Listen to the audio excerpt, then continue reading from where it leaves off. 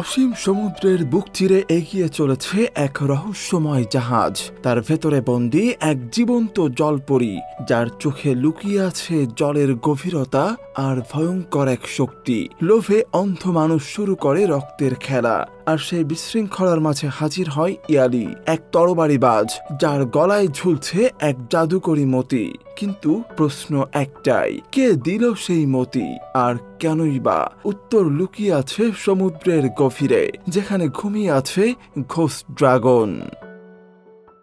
গল্পের শুরুতে সমুদ্রের মধ্যে একটা জাহাজ চলতে দেখা যায়। এই জাহাজের মধ্যে এক ব্যবসায়ী হঠাৎ জাহাজের মালিককে উদ্দেশ্য করে বলে ওঠে, আমি শুনেছি এই জাহাজে উঠলে তুমি মজা করার জন্য খুব সুন্দর জলপরি দাও। এই কথা শুনে জাহাজের এক মুখোশধারী লোক একটা কাপড় সরিয়ে ফেলে, আর তখনই আমরা দেখতে পাই একটা কাচের জারে এক অপরূপ সুন্দরী জলপরি। এটা দেখে সেখানে একজন ব্যবসায়ী বলেন, এটা যে আসল সেটা আমরা কিভাবে বুঝবো? তখন জাহাজ মালিকের এক মুখোশধারী লোক লোহার এক ডান্ডা দিয়ে কাঁচটা ভেঙে দেয়, আর জলপরি কাচের ভেতর থেকে বাইরে গড়িয়ে পড়ে। এটা দেখে সেখানে সব ব্যবসায়ীরা লালসার দৃষ্টি নিয়ে জলপরির দিকে এগিয়ে আসে। তখন সেখানে মাস্ক পরা একটা লোক বলে, এই জলপরিটাকে কে চাও সেটা তোমরা নিজেদের মধ্যে সিদ্ধান্ত করো, কারণ এটা শুধু একজনই পাবে। এটা শোনার পর ওখানে যে ব্যবসায়ীরা ছিল তারা সবাই মিলে তাদের প্রধান ব্যবসায়ীকে হত্যা করে। তারপর তারা একে অপরকে মারতে শুরু করে। তারা যখন এমনটা করছিল তখন সুযোগ পেয়ে সেই জলপরি সমুদ্রের দিকে পালিয়ে যাচ্ছিল। সেখানে মুখোশধারী লোকটা জলপরিটাকে যে শেকল দিয়ে বাঁধা ছিল সেটা ধরে টানতে থাকে। জলপরি সমুদ্রে ঝাঁপ দেয়, আর তার পিছে পিছে তাকে ধরার জন্য জাহাজের উপর সব ব্যবসায়ীরাও সমুদ্রের মধ্যে ঝাঁপ দেয়। আর এই সমুদ্রে ঝাঁপ দিয়েও তারা একে অপরকে মারার চেষ্টা করছিল, কারণ ওই জলপরিটাকে তো শুধু একজনই পাবে। ওই জাহাজে ইয়ালি নামে এক লোক এবং তার বন্ধুও ছিল। জলপরিদের গলায় একটা মুক্তা থাকে, যার জন্য তারা পানির মধ্যেও শ্বাস নিতে পারে। ইয়ালির গলায়ও এমন একটা মুক্তা আটকানো আছে, কিন্তু এই মুক্তা তার গলায় কিভাবে এলো সেটা একটু পরেই জানতে পারবো। জলপরি যখন সমুদ্রে পালিয়ে যাচ্ছিল তখন ইয়ালিও সমুদ্রে ঝাঁপ দেয়, আর সমুদ্র থেকে জলপরিকে ধরে আবার জাহাজে ফিরিয়ে নিয়ে আসে। জলপরিকে সমুদ্র থেকে উঠিয়ে আনতে সেই মুখোশধারী লোকটা তাকে নিয়ে একটা সিংহাসনে বসিয়ে দেয়। তারপর ইয়ালির উপর তলোয়ার নিয়ে মারামারি শুরু করে দেয়, কিন্তু ইয়ালি ছিল একজন দক্ষ তলোয়ারবাজ, তাই সেই মুখোশ পরা লোকটা তার সাথে পেরে ওঠে না। তাদের ভিতর মারামারির এক পর্যায়ে ইয়ালি লোকটার মুখোশে আঘাত করলে মুখোশটা কেটে যায়, আর এই লোকটাকে দেখেই ইয়ালি তাকে চিনে ফেলে। লোকটার নাম ঝাউজু। সে আবার ইয়ালির উপর আক্রমণ করে, কিন্তু জলপরি তাকে বাধা দেয়, ফলে ঝাউজু আর ইয়ালির উপরে আক্রমণ করে না। ইয়ালির বন্ধু এইসব দেখে তাকে বলে, আমি বুঝতে পারছি না এই লোকগুলো জলপরির কথা মানছে কেন। ইয়ালি বলে, তুমি যাকে জলপরি মনে করছো আসলে সে জলপরি নয়, সে এক সমুদ্র রাজ্যের রাজকন্যা, রাজা জিনভির পাটরানী। এই কথা শুনে জলপরি তখন তার আসল রূপ দেখায়। তখনই জাহাজে যত মুখোশ পরা লোক ছিল তাদের সবার মুখোশ খুলে ফেলে। পাটরানী ইয়ালির কাছে আসে এবং তাকে বলে, তোমার গলায় জলপরিদের মতি আছে, এজন্য তুমি সমুদ্রের মধ্যে গিয়েও শ্বাস নিতে পারো, তাই তোমাকে সমুদ্রের রাজা জিনভির খুব দরকার। আমি চাই তুমি আমার হয়ে কাজ করো। তুমি যদি আমার কথায় রাজি হও তাহলে আমি তোমার জন্য পূর্ব চীন সাগরকে সামুদ্রিক রাজধানীতে পরিণত করব। ইয়ালি তার প্রস্তাবে রাজি হয় এবং তার নিজের রুমে চলে যায়, কিন্তু পাটরানীও তার পিছে পিছে তার রুমে চলে যায় এবং সেখানে গিয়ে সে জোর করে ইয়ালির সাথে রোম্যান্স করতে চায়, কিন্তু ইয়ালি তাকে পাত্তা দেয় না। এই নির্লজ্জ মহিলা ইয়ালিকে বারবার আঁকড়ে ধরার চেষ্টা করে। তারপর ইয়ালি যখন তাকে দূরে সরিয়ে দিতে যায় তখন সে তাকে আঁকড়ে ধরে বলে, তুমি কি রাজাকে ভয় পাচ্ছ?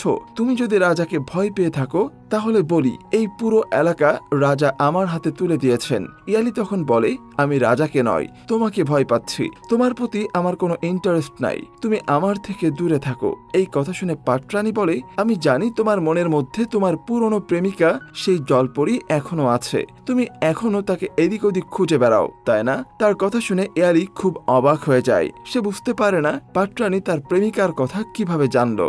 তখন ইয়ালির অনেক বছর আগের কথা মনে পড়ে যায়।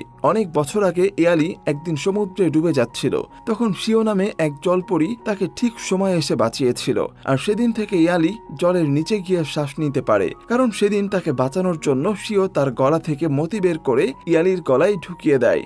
এটার জন্য ইয়ালি সেদিন বেঁচে গিয়েছিল, কিন্তু এটা করার জন্য শিওর সমস্ত শক্তি চলে গিয়েছিল। আর এরপর থেকে তারা দুজন দুজনকে ভালোবাসতে শুরু করে। এভাবে তারা দুজনে পিস ব্লসম আয়ারল্যান্ডে অনেকটা সময় কাটায়। কিন্তু হঠাৎ করে একদিন শিও কোথায় যেন চলে গেল। ইয়ালি তাকে পুরো আয়ারল্যান্ড খুঁজেও আর পেল না। তারপর থেকে ইয়ালি জাহাজে জাহাজে ঘুরে বেড়ায়, আর আজও সে তার ভালোবাসার শিওকে খুঁজে বেড়াচ্ছে।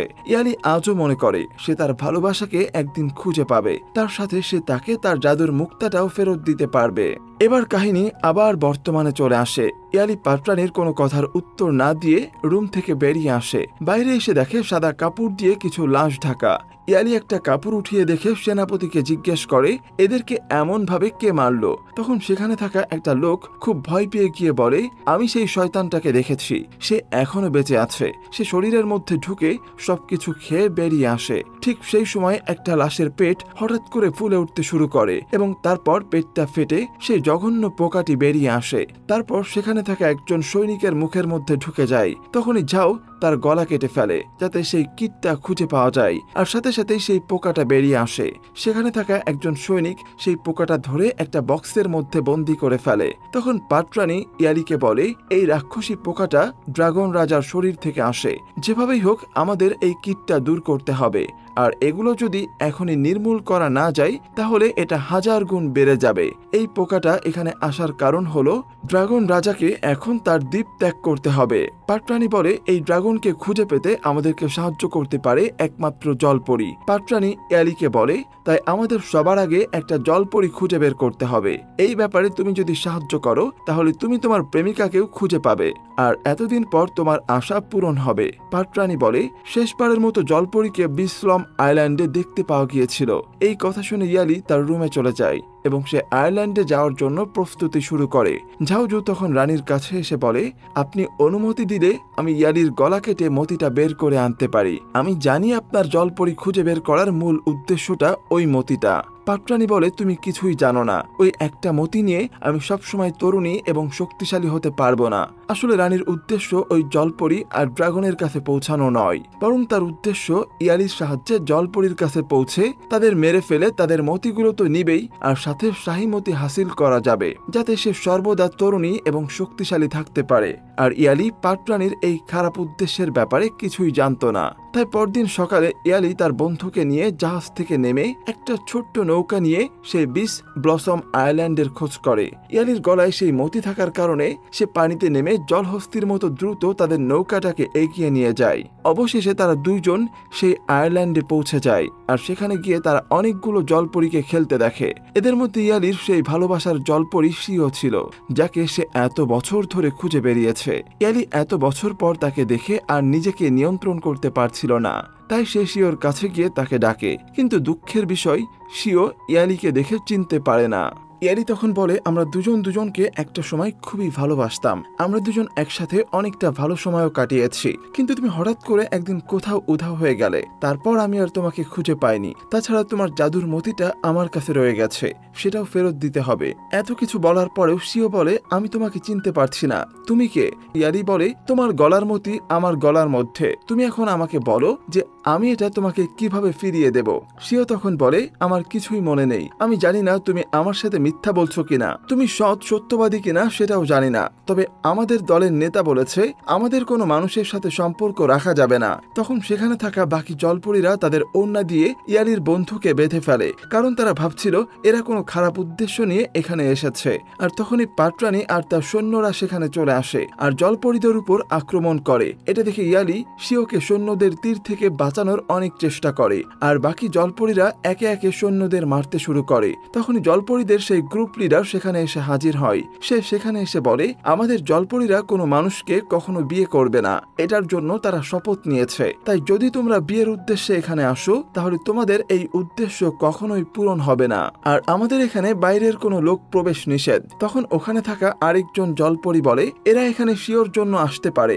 জলপরীর প্রধান তখন তার শক্তি দিয়ে পাত্রানি আর তার সৈন্যদের পানি দিয়ে বেঁধে ফেলে, কিন্তু ইয়ালির গলায় যেহেতু সেই জাদুর মতিটা ছিল তাই তাকে বাঁধতে পারে না। ইয়ালি তখন জলপরীর প্রধানকে বলে, আমি এখানে ঘোস্ট ড্রাগন লর্ডের ব্যাপারে আপনার সাথে গুরুত্বপূর্ণ কিছু কথা বলতে এসেছি। এই কথা শুনে জলপরীদের দলের নেতা তাদেরকে বন্দি দশা থেকে মুক্তি দেন। তখন পাটরানী তার সৈন্যদের বাক্সে বন্দি করা সে রাক্ষসী পোকাটাকে দেখাতে বলে। জলপরীর প্রধান এটা দেখে তাদেরকে সেখান থেকে ফিরে যেতে বলে। তখনই সেখানে একটা ছোট্ট জলপরীকে দেখে সেনাপতি বলে, তোমাকে দেখে একদম নিষ্পাপ মানুষ মনে হচ্ছে। এটা নিয়ে তারা মজা করতে থাকে। এদিকে এক জলপরী এসে তাদের প্রধানকে বলে, এটা ঘোস্ট ড্রাগন লর্ডের দেহ থেকে বের হওয়া শয়তানি কীটের টুকরা। দল প্রধান বলে, এটার মানে হলো পূর্ব রাজকীয় মতির শক্তি হ্রাস পাচ্ছে, সেই কারণেই ঘোস্ট ড্রাগন লর্ড পুনরায় আবার সক্রিয় হচ্ছে। ইয়ালি শিওর কাছে জিজ্ঞেস করে, পূর্ব রাজকীয় মতি কি জিনিস? শিও তখন বলে, এই শাহীমতি জলপরীদের একটা পবিত্র বস্তু, আর এর শক্তি ঘোস্ট ড্রাগনের নিয়ন্ত্রণে রয়েছে। টিম লিডার তখন বলে, আমাকে ঘোস্ট ড্রাগন প্যালেসে গিয়ে শাহীমতির শক্তি বাড়াতে হবে আর সেটা সুরক্ষিত করতে হবে। এই কথা শুনে পাটরানী বলে, আমি এবং আমার সেনা তোমার সাথে আছি, কিন্তু দলের প্রধান বলে, আমি ওই জায়গায় বাহিরের কাউকে নিয়ে যেতে পারবো না, এতে তাদের জীবনের ঝুঁকি আসতে পারে। ঘোস্ট ড্রাগন খুবই শক্তিশালী এবং বিপজ্জনক। আসলে পাটরানীর উদ্দেশ্য ছিল এই জলপরীদের দাবার গুটি বানিয়ে শাহীমতি পর্যন্ত পৌঁছানো, যাতে সে ওটা নিজের আয়ত্তে নিতে পারে আর তার শক্তি ব্যবহার করে নিজে চিরতরুণী এবং শক্তিশালী হয়ে উঠতে পারে। কিন্তু টিম লিডার তাদেরকে সাথে নিয়ে যেতে চায় না। সেদিন রাতের বেলা শিও ইয়ালির সাথে দেখা করতে আসে আর ইয়ালিকে বলে, তুমি আমাকে বলো বিচে আমাদের দুজনের মধ্যে কি ঘটেছিল, কারণ সেদিনের কথা আমার কিছুই মনে নেই। ইয়ালি বলে, অনেক বছর আগে আমি সমুদ্রে জাহাজে একটা অভিযানে গিয়েছিলাম, তখন সেখানে একটা দুর্ঘটনায় তুমি সৈন্যদের হাত থেকে আমার জীবন বাঁচিয়েছিলে। পরে একটা দুর্ঘটনায় আমি তোমার জীবন বাঁচাই, তারপর আমাদের দুজনের মধ্যে প্রেম হয়ে গিয়েছিল। সব কথা শুনে শিও বলে, আমি বুঝতে পারছি না এই সব কথা আমার মনে পড়ছে না কেন। আমাদের জলপরীদের মধ্যে বাইরের কোনো মানুষের সাথে প্রেম করার কোনো অনুমতি নেই, এটা আমাদের একটা অভিশাপের মতো। সেই সময় পাটরানী ইয়ালির রুমে আসে আর তাকে দেখে শিও খাটের নিচে লুকিয়ে পড়ে। পাটরানী আবার ইয়ালির সাথে জোর করে রোমান্স করার চেষ্টা করে আর ইয়ালি তার থেকে বাঁচার চেষ্টা করছিল। তখন পাটরানী ইয়ালিকে চেপে ধরে বলে, আমরা তো এটা আরো অনেকবার করেছি, তুমি আজ এটা করতে ভয় পাচ্ছ কেন? আসলে সবই ছিল পাটরানীর সাজানো। এর আগে ইয়ালি আর পাটরানীর মধ্যে কিছুই হয়নি। এই কথা বলে পাটরানী যখন সেখান থেকে চলে যায়, তখন খাটের নিচ থেকে শিও বেরিয়ে খুবই রেগে গিয়ে বলে, এজন্যই আমাদের দলনেতা ঠিক কথাই বলে। শিও তার কথা না শুনে খুবই রেগে সেখান থেকে চলে যায়। পরদিন টিম লিডার আর কয়েকজন জলপরী মিলে ড্রাগন প্যালেসে যায়। তারা শিওকে সাথে নেয় আর শিওর গলায় যেহেতু সেই মতিটা ছিল না, তাই আরেকজন জলপরী তাকে ধরে নিয়ে যায়। সেখানে পৌঁছে দল প্রধান সবাইকে বলে, এখানে কেউ আওয়াজ করবে না, তাহলে ঘোস্ট ড্রাগন জেগে যেতে পারে। সে রাজকীয় মতিটা ছিল একটা পাথরের উপর। জলপ্রধান সেটা দেখে বলে, এটার শক্তি এবং উজ্জ্বলতা অনেকটাই কমে গেছে। তখন সেখানে থাকা একজন জলপরী সেই মতিটা পারার জন্য হাত বাড়ায়, কিন্তু সে পাথরের উপর থেকে মতিটা কিছুতেই পারতে পারে না। এটা দেখে দল প্রধান বলে, এই শাহীমতি একমাত্র সেই আনতে পারবে যার ভেতরে মৎস্যকন্যার দল প্রধান হওয়ার ক্ষমতা আছে। তখন একমাত্র শিও সেই শাহীমতি তুলতে পারে। এদিকে পাটরানী আবার সেই বিচ ব্লসম আইল্যান্ডে তার সৈন্যদের সাথে করে নিয়ে এসে সেখানে থাকা জলপরীদের হত্যা করে আর একে একে তাদের গলা থেকে জাদুর মুক্তা কেড়ে নিতে থাকে। সেখানে থাকা সেই ছোট্ট জলপরীটা যাকে ঝিও প্রশংসা করেছিল, ঝিও তাকে বাঁচাতে চায়, কিন্তু দ্বিতীয় সেনাপতি মেয়েটার গলা কেটে মতিটা বের করে নেয়। এটা দেখে ঝিও খুবই রেগে যায়, কিন্তু দ্বিতীয় কমান্ডার সব মতিগুলো এক জায়গায় করে পাটরানীর হাতে তুলে দেয়। পাটরানী খুশি হয়ে তাকে একটা মতি উপহার দেয়। এদিকে দল প্রধান বাকি জলপরীদের সাথে সেই মতি নিয়ে যখন ফিরছিল, তখন ঘোস্ট ড্রাগন জেগে ওঠে। জলপরী তাকে থামানোর চেষ্টা করে, কিন্তু সে খুবই রেগে গিয়ে সবার উপরে আক্রমণ করে আর সে টিম লিডারকে মারাত্মকভাবে আহত করে। তখন সেখানে ইয়ালি আর তার বন্ধু গিয়ে পৌঁছায় আর তারা সেখানে একটা বোমা ব্লাস্ট করে ঘোস্ট ড্রাগনকে ঘায়েল করে। তখন দল প্রধান তার লাঠির সাহায্যে পানি শক্তি ব্যবহার করে সব জলপরীদের নিয়ে আবার তাদের আয়ারল্যান্ডে ফিরে আসে। সেই রাতে ইয়ালি আর শিও আবার একসাথে মিলে যায়। শিও বলে, তুমি আমাকে বলো আমি কি করলে তোমাকে মনে করতে পারবো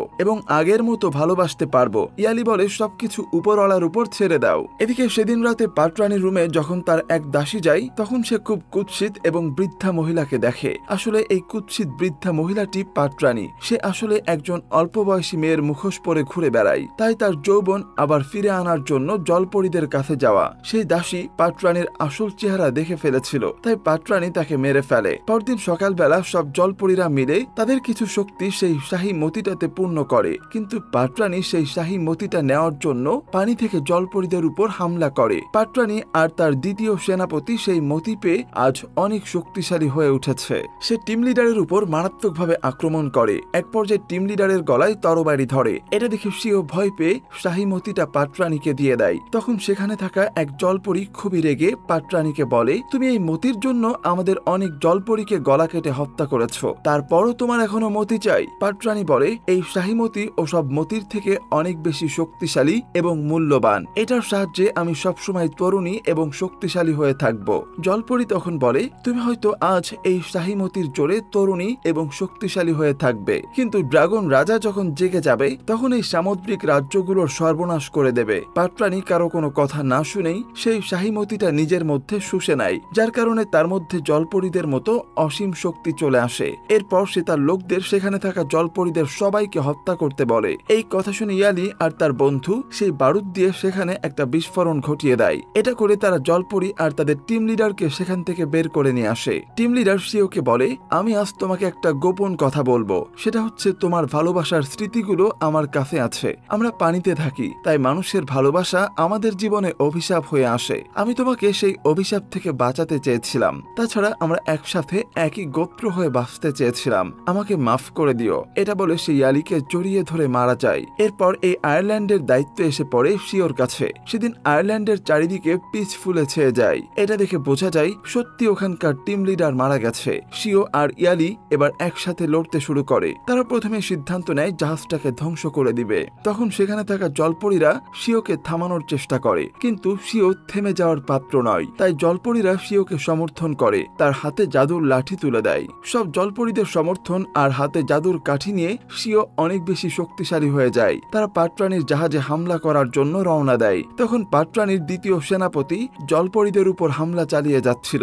এই সুযোগে জিও পাটরানীর বাকি সৈন্যদের হত্যা করতে থাকে, কারণ জিও এখন ভালো হয়ে গেছে। এদিকে জলপরীরা পাটরানীর জাহাজে পৌঁছে যায় আর তারা অন্যদের সাথে মারামারি করতে থাকে। পাটরানী তখন ড্রাগন প্যালেসের উদ্দেশ্যে বেরিয়ে পড়ে। শিও এটা দেখে ফেলে, তাই সে ইয়ালির সাথে তার পিছু নেয়। ড্রাগন প্যালেসে পৌঁছে পাটরানী তার শাহীমতির শক্তিতে ঘোষ ড্রাগনকে জাগিয়ে তোলে। ঘোষ ড্রাগন তার অসীম শক্তি দিয়ে শিও আর ইয়ালির উপরে আক্রমণ করে। এদিকে পাটরানী তার শক্তি দিয়ে শিওকে আক্রমণ করে। শাহীমতির ক্ষমতায় শিও পাটরানীর সাথে পেরে ওঠে না। পাটরানী শিওর জাদুর কাঠিটা ছিনিয়ে নিয়ে তাকে একের পর এক আঘাত করতে থাকে। এটা দেখে ইয়ালি শিওকে বাঁচাতে আসে। পাটরানী তখন তার শক্তি দিয়ে ইয়ালিকেও আঘাত করে আর ইয়ালি সমুদ্রে পড়ে যায়। যদিও শিওর গলায় মতি ছিল না, তারপরেও সে সমুদ্রে ঝাঁপিয়ে পড়ে ইয়ালিকে বাঁচাতে সক্ষম হয়। আজ পাটরানী খুবই খুশি, কারণ সে আজ অনেক শক্তিশালী। কিন্তু শাহীমতির উপর তার পুরো কন্ট্রোল না হওয়ার কারণে ঘোষ ড্রাগন তার নিয়ন্ত্রণ থেকে বেরিয়ে যায় আর পাটরানীর সব শক্তি শুষে নেয়। তাই সাথে সাথেই পাটরানী তার আসল রূপে ফিরে আসে আর সে এবার ফেরে কুৎসিত একজন শয়তানি জলপরি রূপে। এদিকে ঘোষ ড্রাগন সেই পিস আয়ারল্যান্ডকে গ্রাস করতে শুরু করে। শিও তখন পানির নিচে অজ্ঞান হয়ে তলিয়ে যাচ্ছিল। তখন হঠাৎ কোথা থেকে সেই পিস ফুলের একটা পাপড়ি এসে শিওর কপালে পড়ে আর এতে সে তার প্রেমের স্মৃতিগুলো আবার ফিরে পায়। যখন সে তার স্মৃতি ফিরে পায় তখন সে ইয়ালিকে জড়িয়ে ধরে কিস করে। এতে ইয়ালির গলার মতিটা আবার শিওর গলায় ফিরে আসে। এই মতি ফিরে পাওয়ার কারণে শিও জলপরীর সমস্ত শক্তি আবার ফিরে পায় আর সে ইয়ালিকে পানি থেকে উঠিয়ে নিয়ে আসে। ইয়ালির জ্ঞান ফিরে আসলে শিও তাকে বলে, আমাদের ভালোবাসার সব স্মৃতি আমার মনে পড়ে গেছে। এরপর শিও সেই অনিয়ন্ত্রিত ড্রাগনের ভেতর থেকে শাহীমতি তার ভেতরে নিয়ে নেয়। এতে সে আরো অনেক বেশি শক্তিশালী হয়ে ওঠে। এরপর শিও আবার সেই শাহীমতিটা পাহাড়ের চূড়ায় স্থাপন করে। এদিকে শক্তিহীন পাটরানী সেখানে পড়ে থাকে। শিও তাকে দেখে বলে, আফসোস, তুমি এত কিছু করার পরেও ঠিকই সেই কুৎসিত রূপে ফিরে এলে। পাটরানী তখন ওখানেই মারা যায় আর জলপরীদের সমস্ত দায়িত্ব শিওর উপরে এসে পড়ে। শিও তখন ইয়ালিকে আবার কিস করে আর সমস্ত ভালোবাসার স্মৃতিগুলো মুছে ফেলে। ইয়ালি তাকে বারবার এই কাজ করতে নিষেধ করে, কিন্তু শিও বলে, আমাদের দুজনের ভবিষ্যতের কথা চিন্তা করে আজ থেকে আমাদের আলাদা হয়ে যাওয়া উচিত। আর আমার গল্পটা এখানেই শেষ হয়ে যায়। আসলে শিও শিখিয়ে দিয়ে গেল, দায়িত্ব যখন কাঁধে এসে পড়ে তখন গভীর ভালোবাসাও তুচ্ছ হয়ে যায়। আজ এ পর্যন্তই। পরবর্তী গল্প দেখার আমন্ত্রণ রইল। আল্লাহ হাফেজ।